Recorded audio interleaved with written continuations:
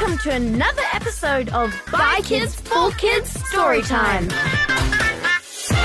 A Christmas Carol by Charles Dickens. Ebenezer Scrooge was an old moneylender in London. He was rich, but he was a very greedy, stingy, heartless, and selfish man. He wasn't friendly to people, and he didn't help anyone. His only friend and business partner, Jacob Marley, died many years ago. Once upon a time, on a freezing cold Christmas Eve, Scrooge sat busy in his office. Suddenly, Scrooge's nephew Fred cheerfully entered the office. A Merry Christmas, Uncle! Fred said. Bah! Said Scrooge. Humbug! Christmas? You have to pay bills without money. You're a year older but not an hour richer.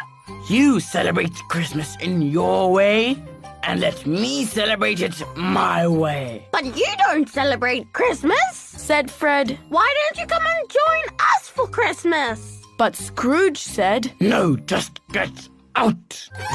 Later, when it was time to close the office, Scrooge spoke to his clerk, Bob Cratchit. I suppose you want a day off for Christmas, do you? If that is okay, sir, answered Bob. No, it's not okay, and it's not fair. I will have to pay you for the day, even though you won't work. But if you start work even earlier, the day after Christmas, then I suppose you can have the day off. Bob agreed that he would, and they left the office. Scrooge lived all alone in a spooky old house. He was sitting alone in his cold living room. Suddenly, he heard a noise. It sounded like someone dragging a heavy chain. It came nearer and nearer. And then Scrooge saw a ghost coming right through the door. It was Marley's ghost, and he was chained to money boxes, keys, and all sorts of banking things. Who are you? Said Scrooge. In life I was your partner, Jacob Marley. What are you doing here? I must wander for eternity with these chains, because I was so stingy. I only cared about making money, but not about the people around me. I have come to warn you, Ebenezer. You have a chance. 3 spirits will come to you. The first will come tomorrow when the clock strikes 1. Then Marley's ghost disappeared. Scrooge peered out of the frosty window, but there was no one there. He rushed straight to bed and fell asleep immediately. When he woke up, it was cold, dark, and quiet. He thought of the ghost. Bah! It must have been a dream, he muttered. Suddenly, the clock struck 1. A small hand drew back the curtains. Terrified, Scrooge found himself face to face with a strange figure, like a child, but also with long white hair like an old man. Who and what are you? Scrooge asked. I am the ghost of Christmas past. Come with me. The ghost took Scrooge back in time to when Scrooge was a boy.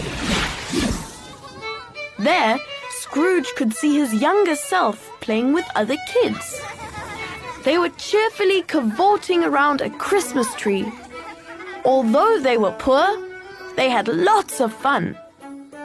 Then they went a bit further forward in time, to when Scrooge had his first job. He saw the Merry Christmas Eve party he had with his boss, Mr. Fezziwig. There was food and music and dancing, and everybody was happy. Then they went even further in time to a slightly older Scrooge. He was sitting beside a young woman named Belle. She was Scrooge's girlfriend. She was crying. It's sad to see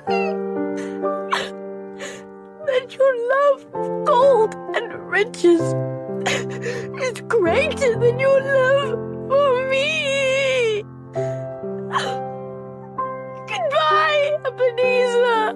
Spirit! Roared Scrooge. Enough! Take me home! Why do you torture me? One more, said the ghost. Now they were in a small but comfortable house. A happy family celebrating Christmas by a crackling fire, laughing and hugging each other. It was Belle, now married to another kind-looking man with little children. Spirit! Said Scrooge. Take me back. I cannot bear it any longer. Scrooge found himself in his own bed again, exhausted.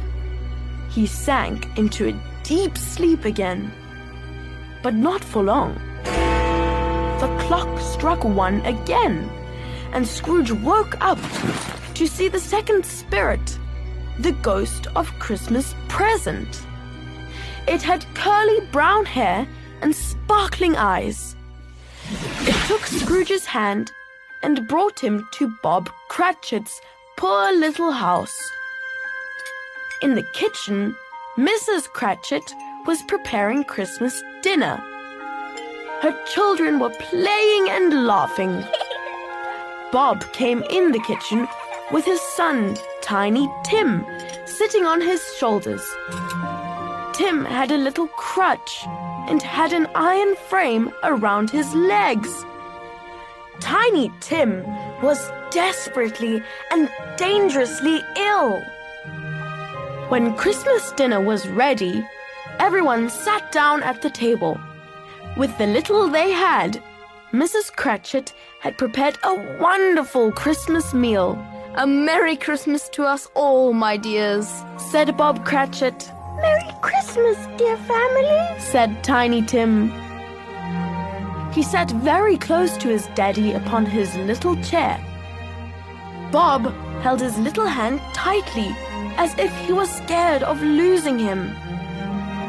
Scrooge felt pity for the little boy. Spirit, he said, tell me if Tiny Tim will survive. I see an empty chair, replied the ghost, and a crutch without an owner. Without help, the child will die. Then the spirit took Scrooge to visit many homes in many places. They saw sick people who were happy, poor people who felt rich that day, all because of the Christmas spirit. The bell struck 12. The ghost of Christmas present disappeared. Scrooge saw the third ghost coming towards him. Are you the ghost of Christmas future? Asked Scrooge, in terror. The ghost did not say a word, but took Scrooge through the city. Scrooge heard some men talking about a person who had died. Who are they talking about? Asked Scrooge, but the spirit pulled Scrooge along. They stopped in a gloomy place where thieves and rascals lived. They had all sorts of stolen things with them. Laughed a woman. He scared everyone away from him when he was alive. But now we can enjoy his riches because he's dead. The ghost moved on and took Scrooge to the graveyard. The spirit stood between the graves and pointed down to one. Scrooge slowly went towards it and read on the gravestone, Ebenezer Scrooge. Spirit, Scrooge cried, please! This is not the man I want to be. Is there no hope for me to change? I will honor the true spirit of Christmas in my heart. And I will do this for the whole year. Not just Christmas. I have understood your lesson. Please, let me change my fate. Full of fear and panic, Scrooge reached for the spirit's hand, but the spirit was gone. Scrooge was back in his bedroom. I will honor the Christmas spirit, he said as he got out of bed. He ran to the window, opened it, and put out his head. What day is it today? Cried Scrooge, calling down to a boy walking past. Today? Replied the boy. It's Christmas Day. Christmas, said Scrooge to himself. I haven't missed it. I still have a chance. Merry Christmas! He roared. He dressed himself in his best clothes and at last got out into the streets to join in the Christmas fun. He had never dreamed that anything could give him so much happiness. In the afternoon, he went to his nephew's house. Fred, said Scrooge, it's your Uncle Scrooge. I've come to dinner. Will you let me in, Fred? Of course, Fred let him in. It was a very hearty welcome, and they all had a wonderful party. Scrooge was early at his office the next morning. Bob had promised to come into work early the day after Christmas. Scrooge sat with his door wide open, watching, waiting. The door opened, and Bob walked in, head bowed nervously, waiting for the bitterness of Scrooge. Hello, growled Scrooge. Bob, I have a serious matter to discuss. I think now is the right time to raise your salary. Use the money wisely and keep your family safe. Merry Christmas, Bob. Bob was very surprised, and so were many people who found Scrooge so different. As for Tiny Tim, with the money that Scrooge had given Bob, Tiny Tim recovered to perfect health.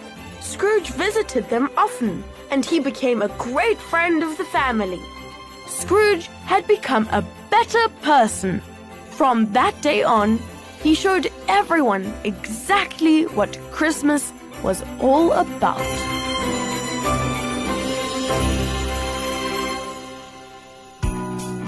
To all of you listeners, whatever you believe, we can all learn something from the spirit of Christmas. Just be kind to each other. It's as simple as that.